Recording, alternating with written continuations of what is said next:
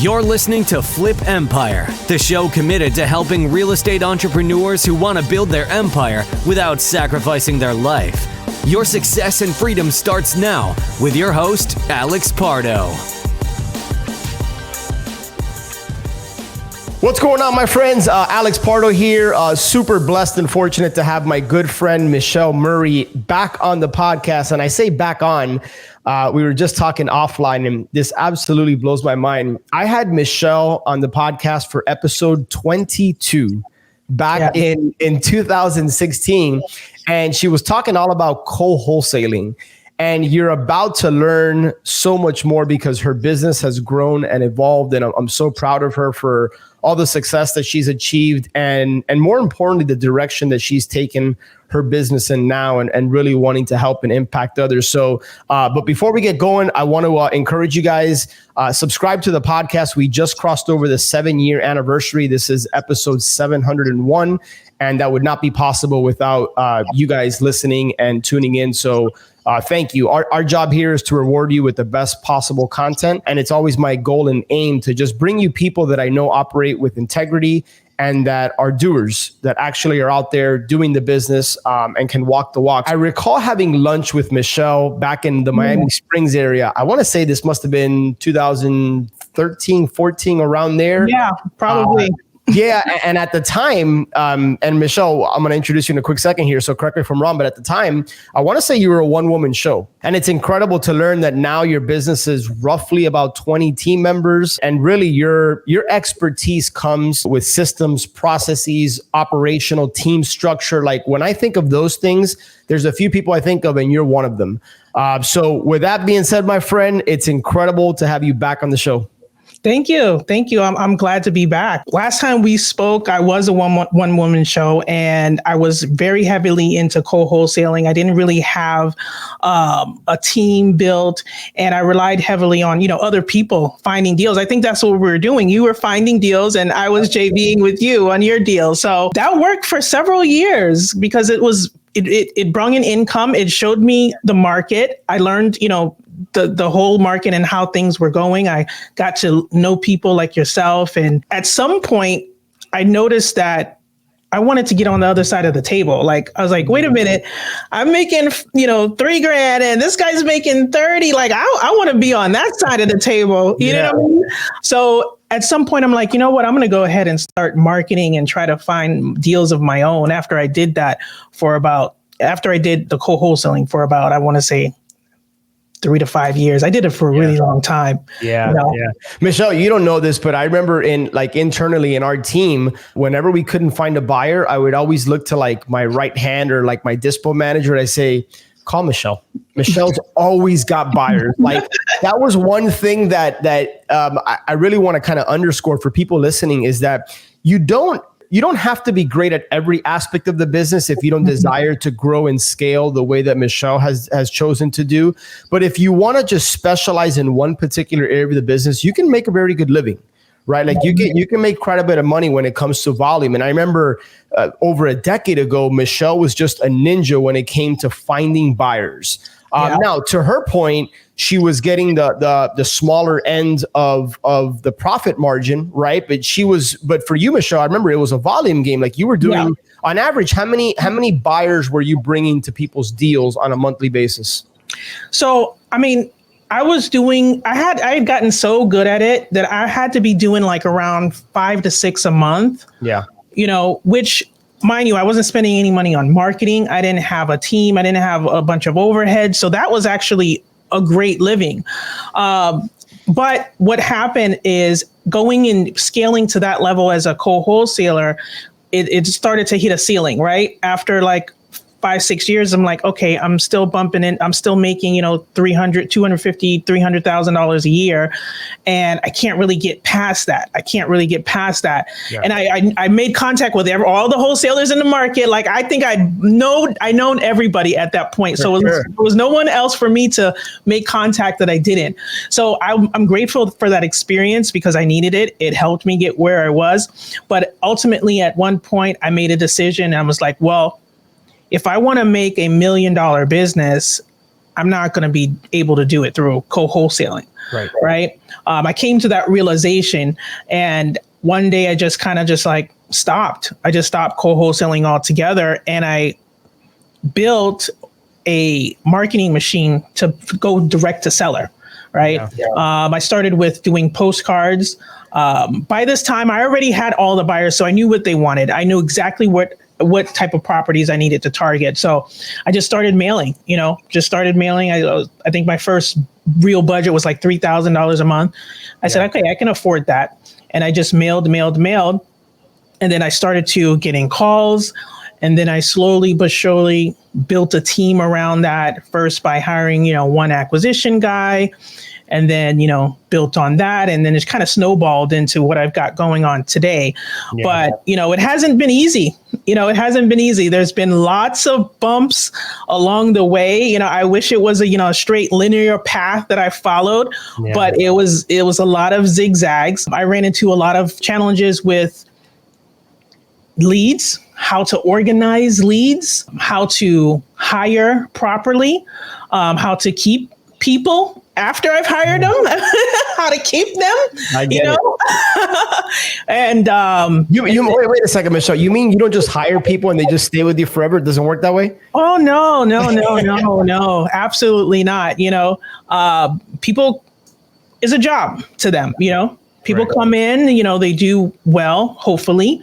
And then, after a certain amount of time, they need to move, they want to move on for whatever reason. And it's not anything that you can necessarily control.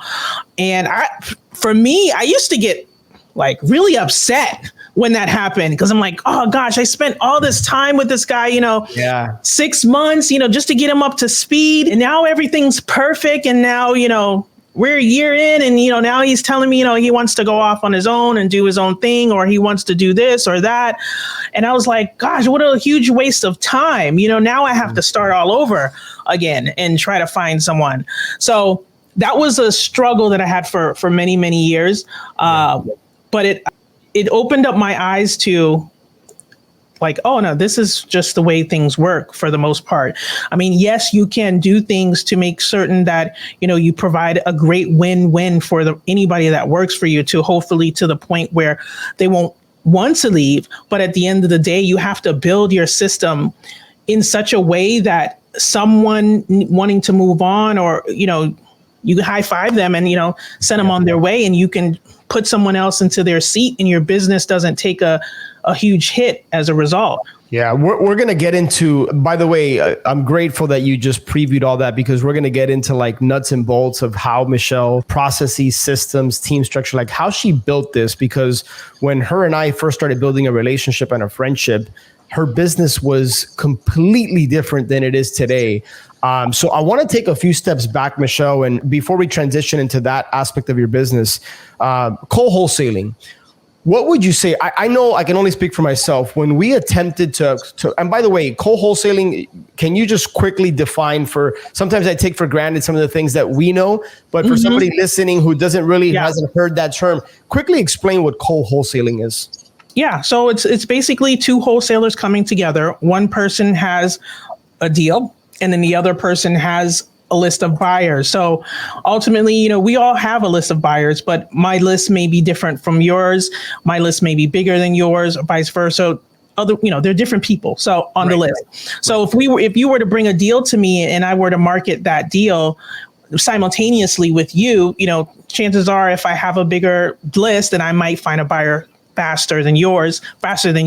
And at the end of the day, we want to sell our deals fast. So that's what I was doing. I was selling other people's deals to my buyers because I had a really big, very sticky buyers list. Yeah. So thank you for sharing that. When we attempted to do that, in other words, when we tried to do what Michelle was an expert at, we failed miserably. Yes, sometimes we connected buyers to other people's deals, but we always had a challenge because we didn't have control of the deal, right? Like sometimes we'd be too late to the party, meaning we had a buyer, somebody ready to go, but they had already sold it. Or we had a buyer, but they were making more elsewhere. Or we had a buyer and they ended up going around us. Like we had all these challenges that we just said internally, like, screw it. Let's just start direct to seller marketing so we can control the deal. How did you get around some of those challenges, assuming they were even challenges for you? Maybe they weren't. I don't know. Well, they were, but I think what I did is that I had a big buyers list. Let's put it that way. So I was able to get the buyers fast, quickly. I was late to the party. I was, I'm sure people went around me. I'm sure all those things happened to me. I think just because I was doing so much. That I was able to live with the fall through. You know what I mean? Yep. So I think because I remember when you were like, Michelle, I want to do this thing. Tell me about it. And I was telling you what to do. You were testing with, okay, let me do it with this deal and this deal. But remember, I was sending out like 15 people's deals at the same time. So the volume compensated for the fall through. That makes sense. And that's where I went wrong, because I remember I used to grab a cup of coffee just to like scroll through your email because you had so many deals on there, right? And so that makes a ton of sense. But obviously you realize, I think you said it a little while ago, is that you couldn't scale that kind of business. Yeah. You had already done all the networking in the South Florida market. Everybody knew Michelle Murray. There was only but so many buyers that you could continue to add to your list. And you were making $3,000 to $5,000 a deal, and to achieve $1 million a year business, that's a lot of deals. Right? Yeah. So talk to me about, you talked about transitioning and saying, hey, I'm just going to stop doing this and I'm going to start doing postcards.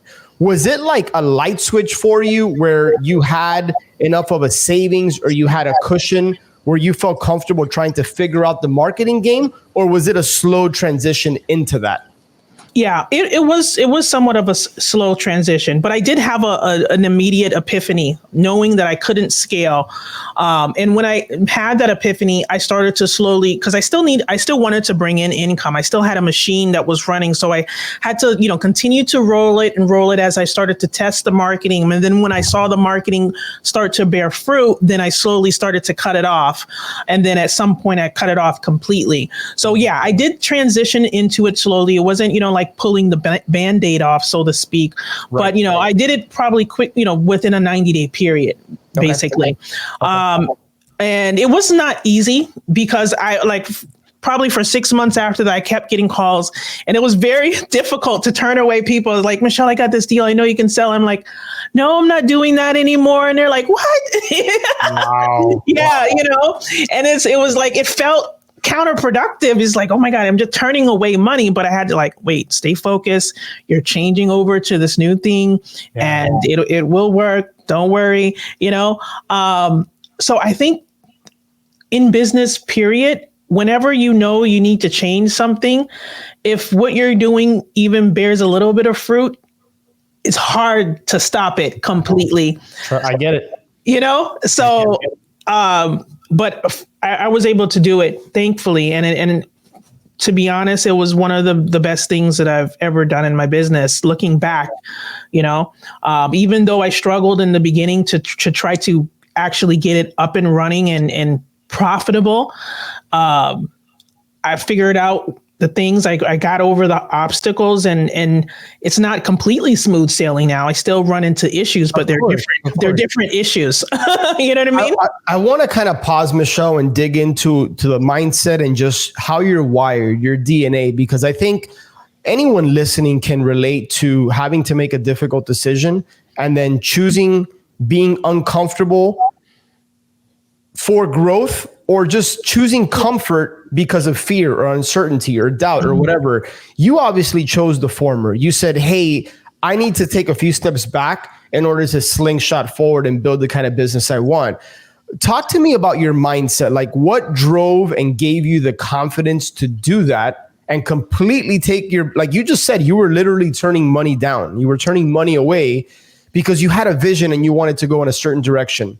What do you attribute having that confidence? Was it faith? Was it mentorship? Was it what was it that said, hey, I can do this. I can turn this money away because I know what I'm building over here?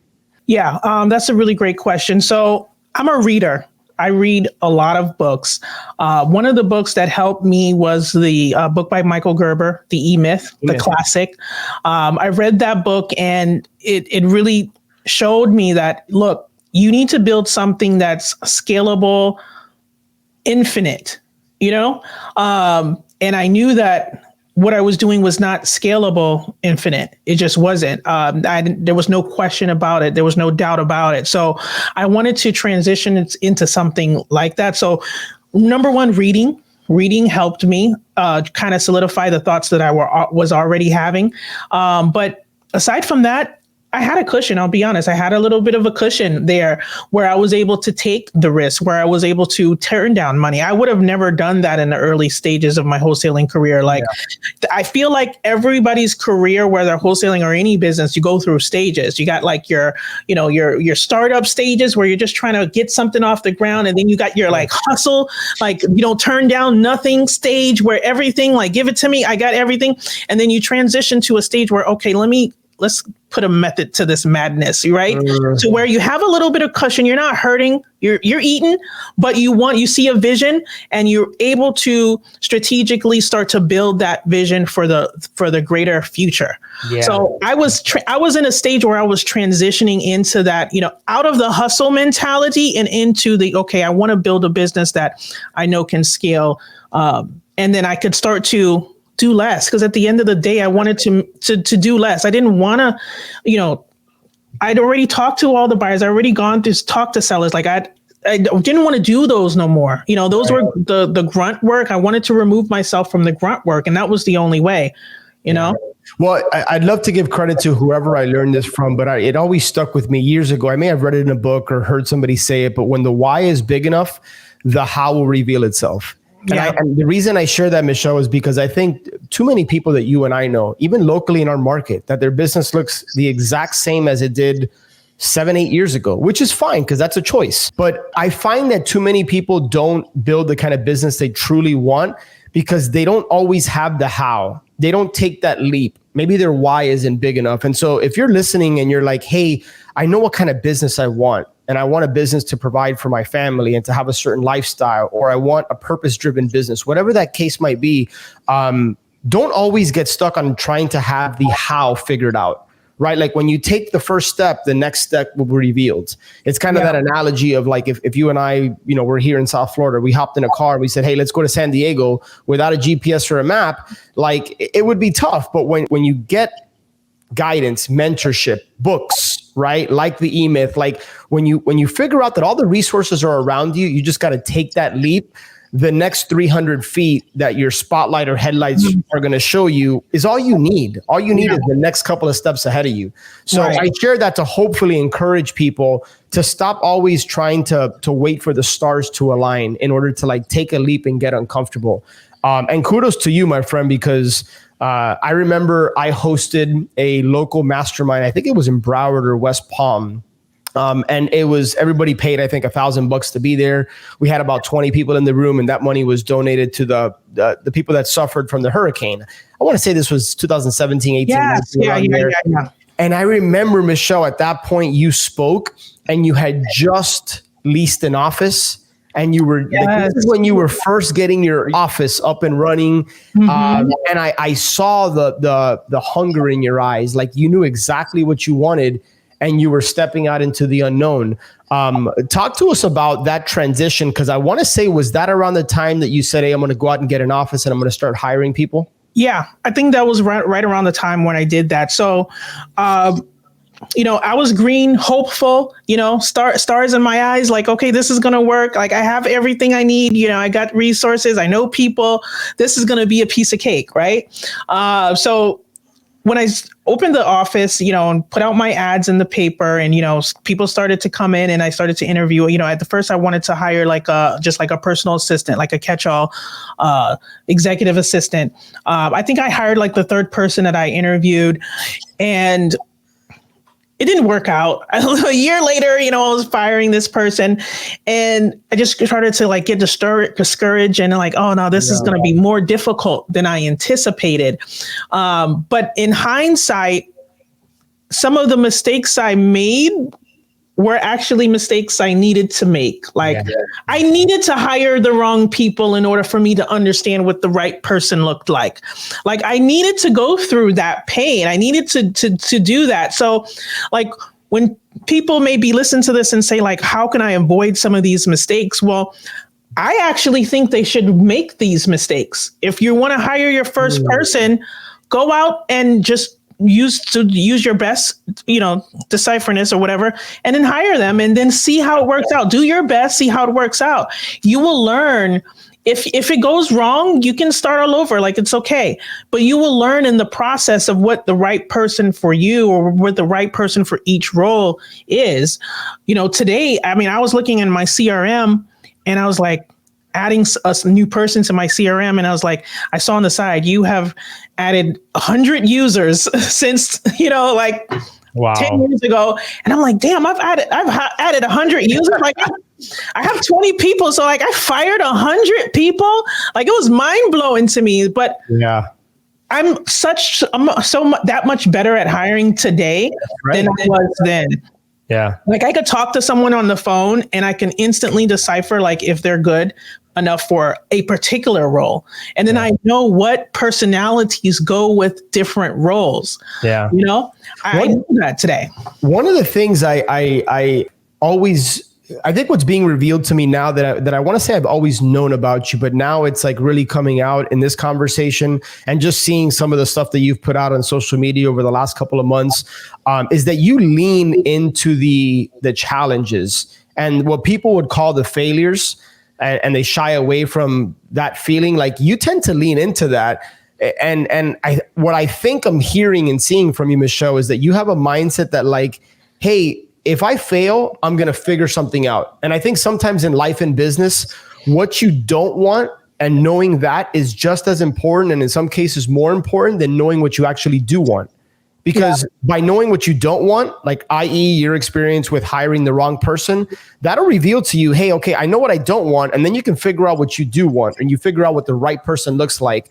So again, I just want to like publicly acknowledge you, because you seem to be the type of person that doesn't shy away or back down from challenges, and you don't let not knowing how to do something stop you from ultimately achieving what it is that you want. Like, you have that mindset that I'm going to figure it out one way or the other, even if I fail, and I'm willing to fail in order to get to that.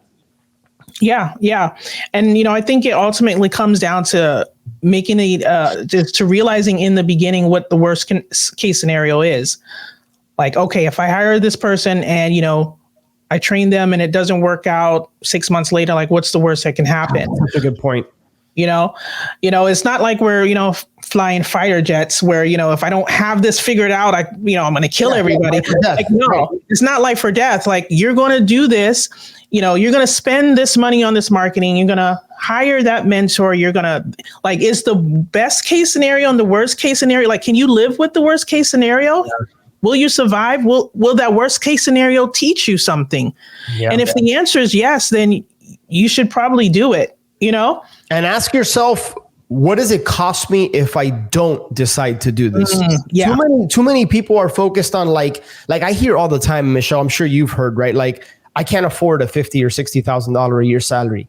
And I always tell them, you're not paying 50 or 60 grand a year. You're hiring them for 3 to 6 months. That doesn't cost you 50 to 60 grand. Yeah. But then reverse it. Like, what does it cost you if you choose to remain where you're at? If in fact you want to grow, or if in fact you want XYZ, insert the blank, whatever it is. So just reversing the equation and asking yourself, like, what's the opportunity cost if I don't do this? Or how can I afford to not make this particular hire or decision, right? Yeah, no, totally. Because it's just to piggyback on that and reiterate, like, it's a matter of, okay, because you're going to be working your ass off either way. Yeah. So to me, it was like, I'm going to work my ass off and just, wholesale everybody's deals and, continue to make, $300,000 a year, or I'm going to work my ass off and try to build this business and have the potential of building $1 million a year. They're both, I'm going to be working either way. That's right. You know what I mean? I'm going to be working either way. So I'd rather work where the payoff is bigger. Yeah. I'm going to fast forward to something I wanted to ask you, but you kind of brought this up. And so I'm curious. I've had several conversations with people in my inner circle, and there's been the majority of people that say it's not possible. And I've entered into a season, Michelle, in the last couple of years where I really question everything I believe. And I ask myself, why do I believe that, right? Is it something that was instilled in me from childhood? Mm-hmm. Is it something I just it's a belief I grabbed onto, and now I believe it to be true. But most people I talk to, even in large masterminds I've been a part of, say that you cannot sell a wholesaling business, that a wholesaling business is not saleable, that you can't fully automate it and step away for 6 months to a year and come back and have the same kind of business. I tend to agree with that. And yet I'm open to the possibility that I'm wrong, because maybe I just haven't, because I haven't seen it done. I'm questioning if it's possible. Where do you land on, I see people like you, I see others that are just, they're so bright, they're so determined, and they've built this machine, and it's an incredible machine that cranks out, in your case, 7 figures a year. Is that kind of business saleable? Do you think it's something that you can ultimately one day turn around and sell to somebody? That's a really good question. I say yes and no, and here's why. I think that somebody someday will sell a wholesale business if they are able to systemize it to the point where there's very little risk for the buyer. Although that's yet to be done, I think it's possible if someone goes like that far. But then at the same time, knowing what I know today, I feel that you can systemize wholesaling to a point. So I think that, you can systemize 80% of the business, or probably even 90%, but there's always have to be someone at the helm of that to pass down decisions, that has enough experience in that same business to know what, to see around the corners, to know, how to interpret the data that the business is throwing off. So I think that CEO is so difficult. Like, that CEO that runs that business needs to be there. Like, I can't imagine a CEO from another industry coming in and, switching out and being able, unless they have like years of training, being able to run that business perfectly where it's able to be sold. I think it's difficult to do, but I think someday someone will. Yeah, and maybe somebody has done it and you and I are just not aware. Yeah. That's also possible. I don't know. I haven't personally heard of it happening. I think the only edit I'll make to your comment, and I think I agree with most of what you said, is I have seen some teams that have just a rock star COO, right, chief operating officer or integrator that, runs the ship, and the CEO has been able to step away. However, the challenge I've also seen is if that something happens to that COO, now they're back right like at the helm, right? Like they're back into that role. I remember I built a business at one point where I had a really key, awesome acquisition person. And then when he left, now I ended up in that role again. And the last thing I wanted to do was go sit in the seller's living room and close deals. Like, I had been there, done that. I didn't want to do it anymore. And so for me, that was always the challenge I had is I didn't want to build a massive team, but I wanted to build a team that could function without me, where, like you and I were talking offline, where fortunately you were able to take, 3 weeks off, and just building a business where we can step away and come back to a business that's thriving without us is what I always wanted. And personally, I struggled within the wholesaling business. I had a lot of success. We had great team members. But to your point, you mentioned this earlier, finding the right people, investing into them, and then creating a culture, creating a structure that allows them to thrive, because the worst thing you can experience in business is turnover, especially I think if you're the CEO. So I want you to talk a little bit about that, about just the importance of building the systems, the processes, the structure, but then you need people to run those systems. Right. Yeah. And you've been able to successfully do that with several virtual assistants. So just talk about the importance of finding the right people. Yeah, absolutely. So that's key. You have to find the right people. And, there's this saying, put the right butts in the right seats, something like that. Yeah. So I struggled in the beginning because I didn't know the personality type for each role. Now I know that, if I'm hiring for someone for acquisition, I need someone that, is not afraid of rejection, that can, make a lot of calls, talk to a lot of people, someone that's more of a people person, And I know that if I'm hiring for dispo, I want them to be a little bit assertive, kind of like, a straight shooter, not necessarily rude, but they're kind of like assertive people, So I have those pegged as far as my personality types, but at one point I didn't. I just put, assertive people in the acquisition spot and then the opposite. And so I struggle with that. And then another thing is, you mentioned it, culture. After hiring and firing 100 people, every time I interview someone, I use it as a learning experience, and I ask them, where are you coming from? What did you used to do before this, right? And a lot of people interviewed with me that work for other wholesaling companies, some of them of which I know, right? And I asked them, why did you leave? Like, what happened? Why are you unhappy? Why are we here? Why are we talking? And their answers were eye-opening to me. I heard a lot of things such as, they said they were going to pay me one thing. And then, I got in and, then they try to switch it up, or I started doing too well and they started to pull back and they wanted to change my split and my structure, or they oversold the position. They told me I was going to come in and I was going to make this amount and the actual potential is probably half that, or, there was no transparency. Like, I felt like I was working in a vacuum. I didn't know what happened before me or after me. So that helped me shape my business. So I use like all of the things, now that I think about it, it was unconsciously, but consciously, that's what I did. Yeah, that's great. I used everything that they're saying that they didn't like on the reasons why they left. And I structured my team the right way. So there's total transparency. Like, my team knows how much I spend on marketing. My team knows what it takes to bring a deal in the door. They know what it takes to get a deal to closing. Like, they understand the other parts of the business, at least on a high level and not necessarily in the details, but they understand each part of the business and they're able to work their part better. Yeah. They're able to help bring deals in and help get them out by making suggestions to the other departments. And then, when they do a deal, they're able to follow their deal. They're not like, okay, after out of sight, out of mind, like they follow their deals. My acquisition people, they can follow their deal straight to closing. I had people say, well, once I brought them a deal and then I kind of like got shut off and then I didn't know what would happen. And then, and then I was like, wait a minute, where's my checks? And, like, oh, we didn't close any deals. And they're like, really? I've sent you like, what I'm saying? So it's just, they were working in a vacuum, and then they turned into resent their boss, not trust what the boss would say, because they didn't have a window into what was happening. So that was something that I did totally different. And everyone that I had come through the business praised me for that. It's like, I love the way that your system is structured. Like, I can see what's happening with everything, and I can fully trust you. And when you have challenges, you share it with the team. And when we have successes, you share it with the team. Yeah. And then one last thing is tying your team members to your success.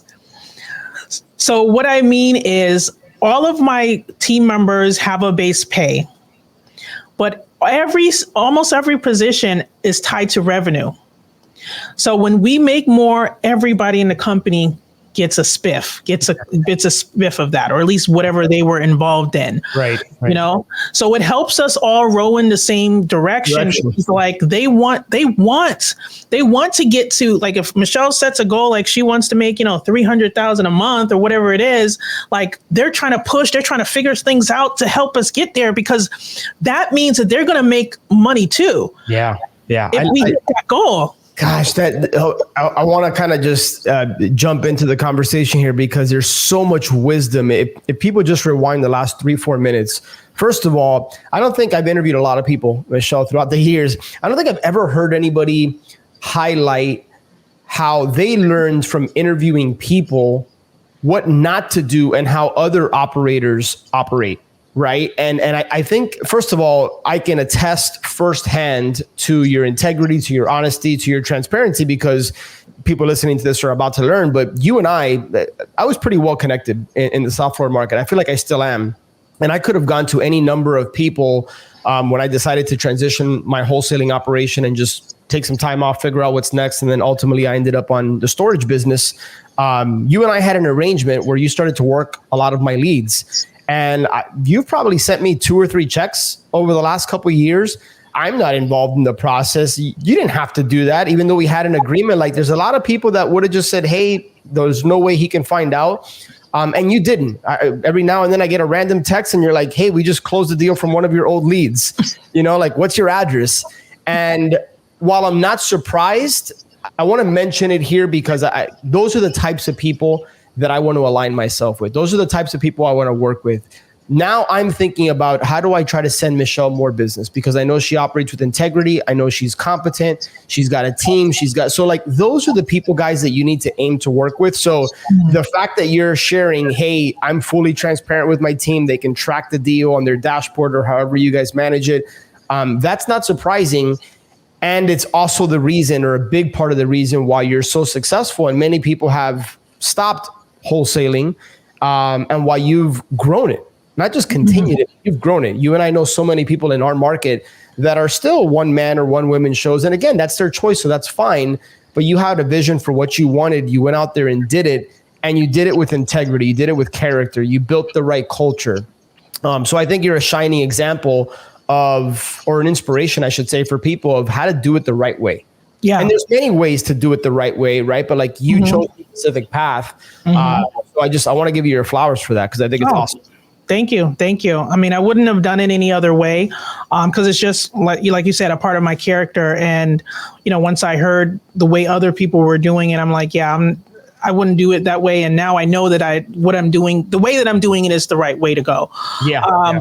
So that's how I'm operating the business here today. And for the most part, when people come and I hire people into the system, they love it.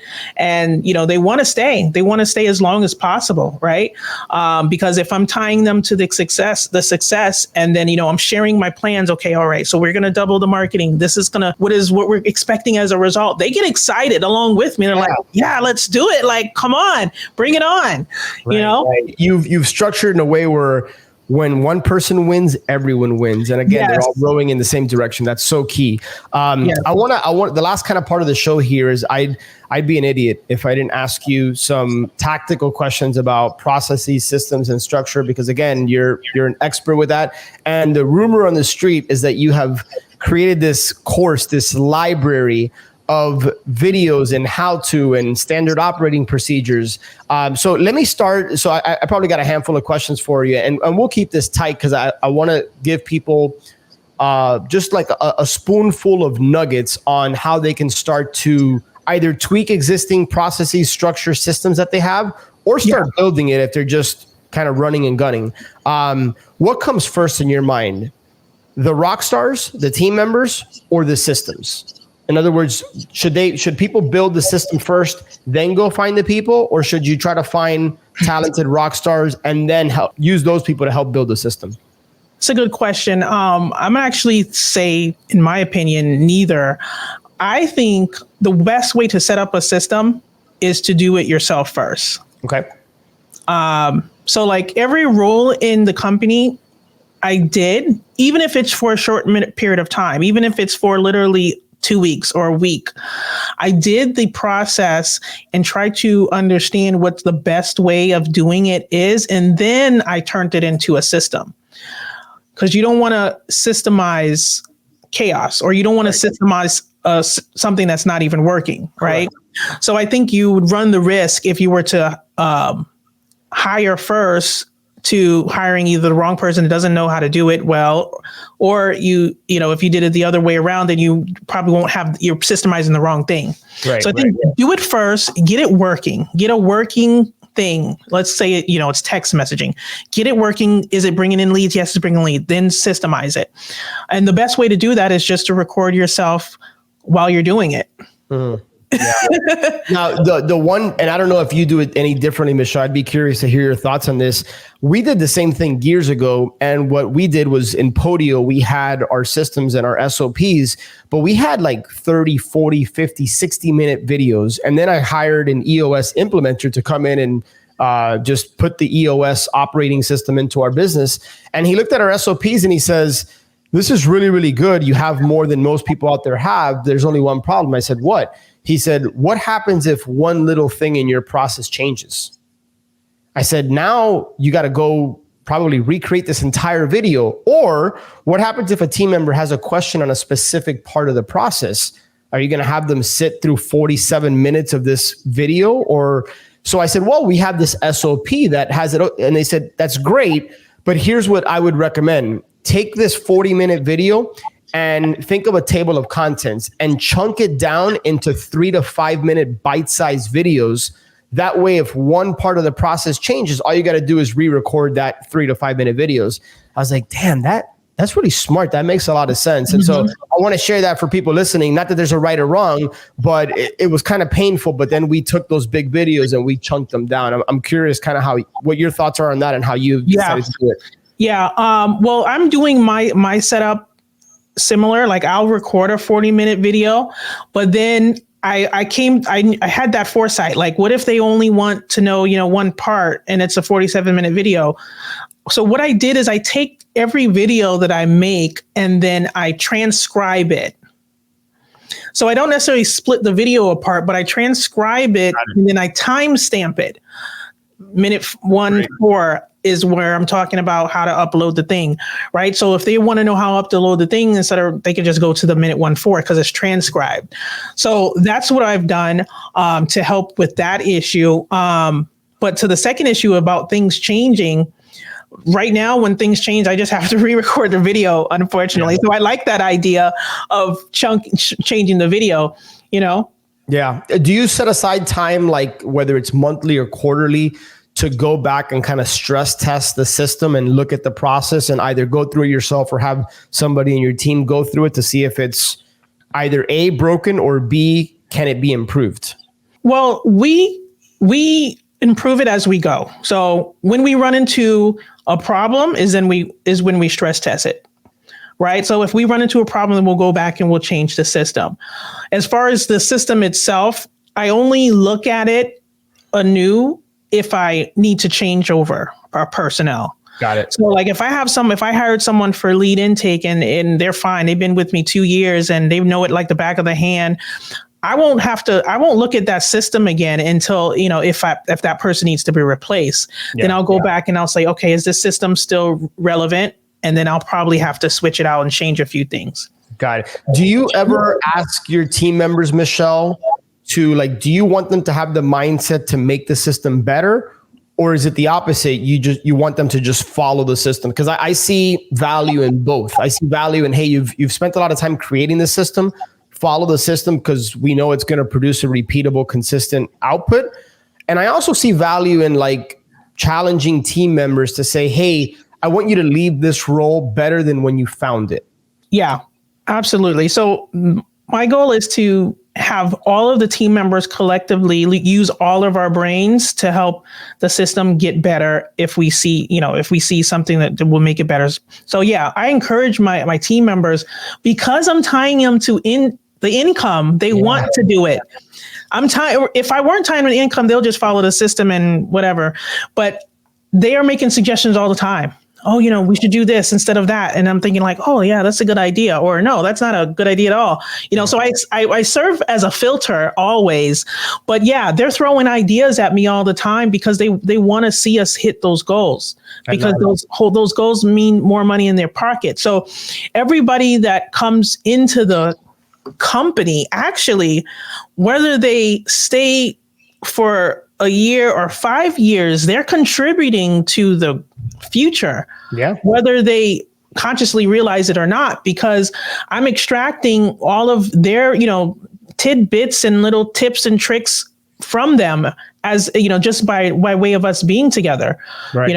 I think I read somewhere in one of the books, like every person that comes into a process should leave it better, and you should benefit from having them there. Like the next person you hire should be like, hey, because like I have training system with people from recordings from old acquisition managers.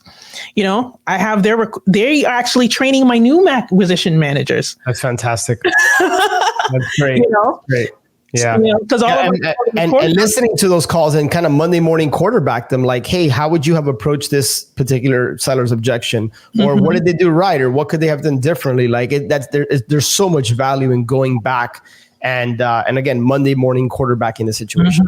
Yeah, absolutely. Fantastic. Michelle, as we wrap up here, I'm going to flash this on the screen, but where can people connect with you? I think one of the cool things is to watch how you've evolved from a one-woman show to building this co-wholesaling business that we talked about and kind of being the JV queen here in South Florida, to then building an actual like real business that you could take time away like you did earlier this month to do whatever it is you need to do or want to do. And now you've kind of transitioned, I see, into kind of like a content creator and a trainer and an educator. Talk to us a little bit about how people can follow you, connect with you, learn more about what you have going on. Yeah. As a way of talking to people like you, and they're showing me like, you're really good at this. Like, why aren't you talking about this? This is not really a normal thing that you're doing. I started to get into like the education space, more of, talking about more of what I do. So on my Instagram, I'm talking about it at Michelle D. Murray. And then also I have a website, michelledmurray.com. I've left it open for people to book a call with me one-on-one so I can take a look at their businesses and give them insight on what they should do next. Because going from, zero to, JV queen to, now having this business, it's a total of 13 years, to be exact, 13 years of going through like these different stages of wholesaling. So all of that back insight, all of that back experience, I'm able to help people like see like around the corner, like what they should do next. Cause I know there's a lot of people trying to get into wholesaling or they're in it already and they're stuck at a particular stage. And, just having someone that's been through it is great. So yeah, on my website or follow me on Instagram. Yeah, fantastic. So yeah, guys, check her out, michelledmurray.com. You can book a call or just follow her on Instagram. My friend, I'm grateful from episode 22, talking about co-wholesaling, to now episode 701, talking about processes and systems and structure and your huge team. And I'm rooting for you. I appreciate you. Grateful to have you. Keep up the good work. Keep up the good work, Alex. You're doing amazing. Thank you so much, my friend. Guys, our only ask for you, two small asks. One is to implement something you learned, right? Speed of implementation, I think, is one of the key ingredients that separates people that succeed and grow and thrive from those that don't, quite honestly. And the second is it doesn't cost you anything to go and just make sure that you're following the podcast, subscribe, so that you get notified every Monday when we have incredible guests like Michelle, so that we can continue to deliver content and help you grow. So with that said, my friends, I will catch you on the next one. One last thing before you go. If you have been listening to the show for a while and or you have been getting value from the show, I would be 100% honored if you would share this show with a friend, or maybe share it with somebody that you think could benefit from this. It's my mission, it's my cause, it's my purpose through Flip Empire to impact and touch people's lives, to help people and in their businesses. So it would be an honor if you would be willing to share this episode. And one last thing, make sure that you're subscribed so that you get notified every Monday and Thursday when shows get released. I look forward to connecting with you on the next one. Until then, have a great day.